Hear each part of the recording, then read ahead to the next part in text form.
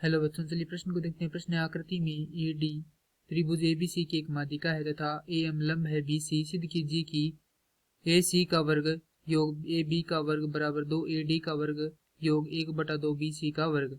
प्रश्न को हल करने उससे पहले जो इस प्रश्न की मुख्य अवधारणा है उस पर विचार करेंगे। तो इस प्रश्न के लिए जो मुख्य अवधारणा है वह हो जाएगी पाइथागोरस प्रमेय। अर्थात हम यहाँ पर यह देखेंगे जो पाइथागोरस प्रमेय है वह क्या होती है। तो पाइथागोरस प्रमेय हो जाएगी, किसी समकोण त्रिभुज की कर्ण भुजा का वर्ग शेष अन्य दो भुजाओं के वर्गों के योग के बराबर होता है।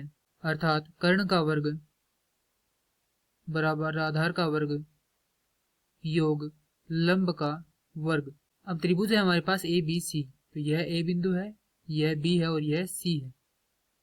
ए डी इस त्रिभुज की क्या है, माध्यिका है, तो यह बिंदु डी हो गया। और ए एम इस पे क्या है, लंब है, तो यह कोण हो गया 90 डिग्री का।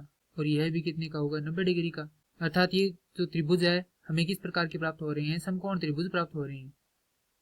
और ए डी है वह इस त्रिभुज की माध्यिका आता है।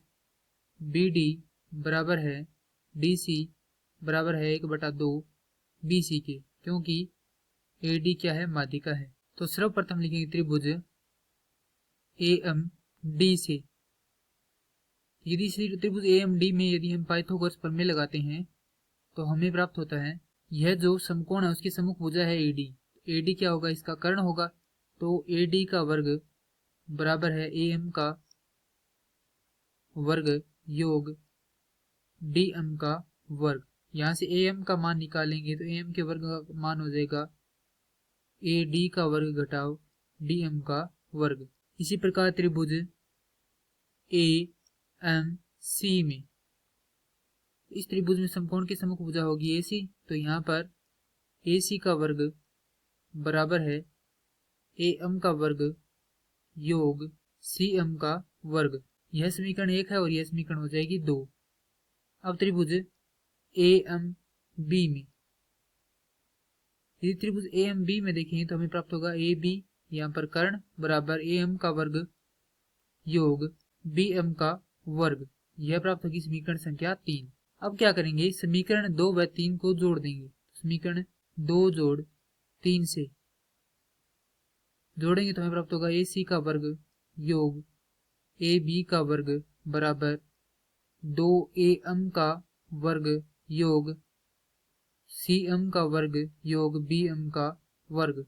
अब यदि हम यहाँ पर जो ए एम है उसका मान रखेंगे तो हमें प्राप्त होगा ए सी का वर्ग योग ए बी का वर्ग बराबर 2 गुणा ए एम का मान हमारे पास है ए डी का वर्ग घटाव डी एम का वर्ग योग सी एम का वर्ग योग बी एम का वर्ग। हल करेंगे तो प्राप्त होगा ए सी का वर्ग योग ए बी का वर्ग बराबर 2 ए डी का वर्ग योग, माफ कीजिए, घटाव 2 गुणा डी एम का मान, हम यहाँ पर एक बार डी एम को सीधा लिखेंगे वर्ग और दूसरी बार भी सीधा लिखेंगे क्योंकि डी एम के 2 मान हम यहाँ पर लिखेंगे। तो यह होगा बी एम का वर्ग। अब देखें तो जो डी एम है वह प्रथम तो किसके बराबर है, इस त्रिभुज में देखें तो यह है हमारे पास डी एम इतना। तो इधर वाले त्रिभुज से हमें प्राप्त होता है बी डी घटाव डी एम, माफ कीजिए बी एम। इतने पूरे बी डी से यदि हम यह बी एम घटा देंगे तो हमें प्राप्त क्या होगा, डी एम प्राप्त हो जाएगा। अब जो दोबारा है डी एम को देखें तो हमें प्राप्त होगा सी एम योग, माफ कीजिए, सी एम घटाव डी सी। अर्थात अब जो डी एम है वह हमें किस प्रकार से प्राप्त होगा, यदि इस पूरे सी एम में से हम डी सी को घटा देंगे तो हमें यह डी एम प्राप्त हो जाएगा। तो अब जो 2 मान है यह इसमें रख देते हैं तो हमें प्राप्त होगा ए सी का वर्ग योग ए बी का वर्ग बराबर 2 गुणा ए डी का वर्ग घटाव, यहाँ पर लिखेंगे सबसे पहले बी डी घटाव बी एम का वर्ग घटाव, यहाँ पर लिखेंगे सी एम का वर्ग घटाव डी सी का वर्ग योग सी एम का वर्ग योग बी एम का वर्ग। अब इसे हल करेंगे तो हमें प्राप्त होगा ए सी का वर्ग योग ए बी का वर्ग बराबर 2 ए डी का वर्ग घटाव यह हमें प्राप्त होगा बी डी का वर्ग घटाव बी एम का वर्ग घटाव आप कीजिए योग 2 बी डी गुणा बी एम।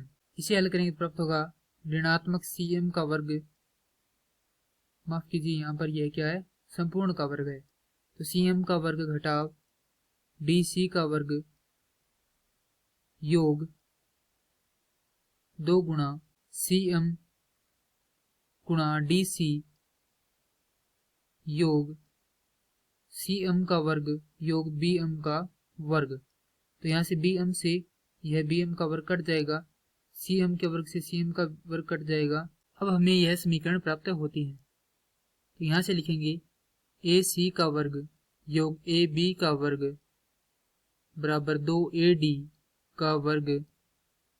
बी डी और डी सी है, उसे क्या लिख सकते हैं हम, बी डी और डी सी को हम लिख सकते हैं 1/2 बी सी।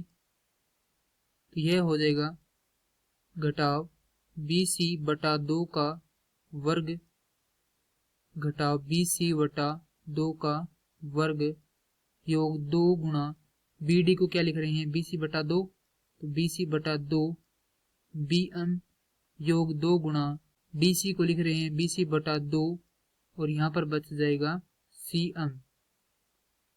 तो यहाँ पर 2 से 2 कट जाएगा। इस प्रकार से आगे इसको हल करेंगे तो प्राप्त होगा ए सी का वर्ग योग ए बी का वर्ग बराबर 2 ए डी का वर्ग घटाव बी सी का वर्ग भाग 4 घटाव बी सी का वर्ग घटाव 4 योग बी सी बी एम योग बी सी सी एम। हल करेंगे तो प्राप्त होगा ए सी योग ए बी का वर्ग बराबर 2 ए डी का वर्ग घटाव लघुत्तम आएगा इसका 4, यह होगा बी सी का वर्ग योग बी सी का वर्ग योग यहाँ से बी सी आ जाएगा बाहर विनिष्ट और यह बच जाएगा बी एम योग सी एम। यदि हम चित्र से देखें तो यहाँ पर जो बी एम है और जो सी एम है वह किसके बराबर है, दोनों का योग बी एम योग सी एम बराबर है बी सी के। तो यहाँ से हम लिख सकते हैं ए सी वर्ग योग ए बी वर्ग बराबर 2 ए डी वर्ग घटाव 2 बी सी वर्ग भाग 4 योग बी सी गुणा बी सी। तो यह 2 से कटेगा 2 बार, 4 कटेगा 2 बार, तो हमें प्राप्त होगा ए सी का वर्ग योग ए बी का वर्ग बराबर 2 ए डी का वर्ग घटाव बी सी का वर्ग भाग 2 योग बी सी का वर्ग। हल करने पर हमें प्राप्त होगा ए सी का वर्ग योग ए बी का वर्ग बराबर 2 ए डी का वर्ग योग बी सी बटा 2 का वर्ग।